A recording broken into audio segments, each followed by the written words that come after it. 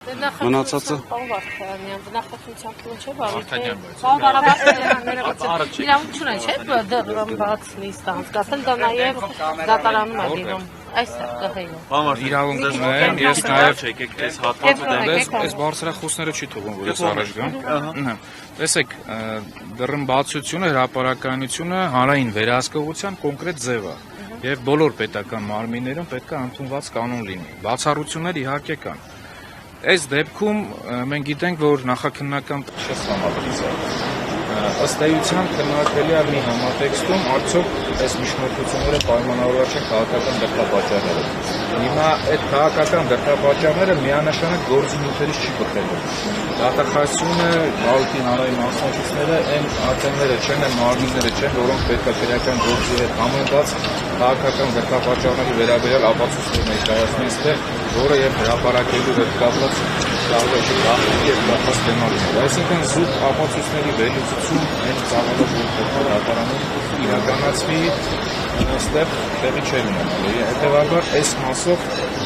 գտնում ենք, որ կենտրոնական ընտրական հանձնաժողովի որոշումը անհիմն է, առնվազն ընկալելի չէ։ Այսինքն ինչ մտահոգություններով են ըստ ձեզ խոչընդոտել բաց դատական նիստը, բաց նիստը։ Ես կարծում եմ, որ որոշումները իհարկե ժամանակից առաջ չընկնենք, կայացվելու է հնարավորինս արագ այդ որոշումները կայացնելը առանց այլևայլությունների։ Տիկայի համար նիստանել,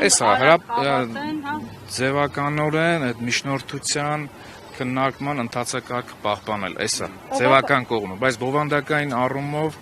վստահաբար այս միջնորդությունը դռնբակ քննելու հիմքեր չկան եւ չեն կարող լինել։ Պարոն Վարդանյան, ընդհանուր առմամբ անդրադառնալով նախ ընտրական պրոցեսի, հետընտրական պրոցեսի ընթացքում այս աղմկահարույց այսպես կոչված դեպքերին ընտրակաշառքների, երբ պարզվեց, որ իրենց հակակոռուպցիոն կոմիտեի կողմից մատնանշված 200-ից ավելի գործերից ընդամենը 14 սով է դատարան եզրակացություն ուղարկվել, դատարան ուղարկվել գործերը, այս համապատկերում ըստ ձեզ որն է միտումը, այսպես մեծ աղմուկ անել ու տակը ընդամենը այսպես փիղը մուկ ծնեց։ Տեսեք, ես իմ համար խիստ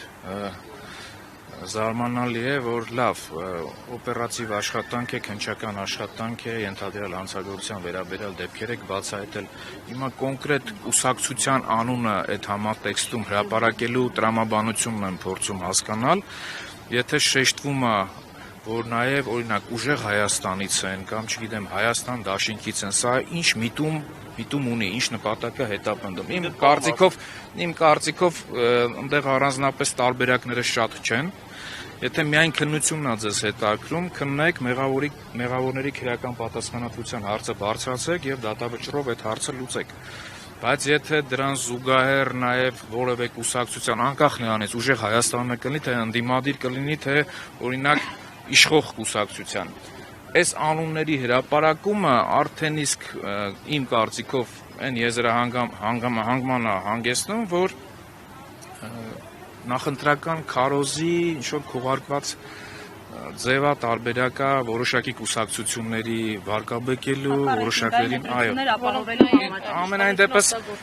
անկողմնակալ դիտորդի տեսանկյունով դա նկատելի է, ես նկատել եմ։ Պարոն Վարդանյանը ով է մեղադրող դատախազով է, անձնական եւ եկել է նիստին։ Նիստին եկել է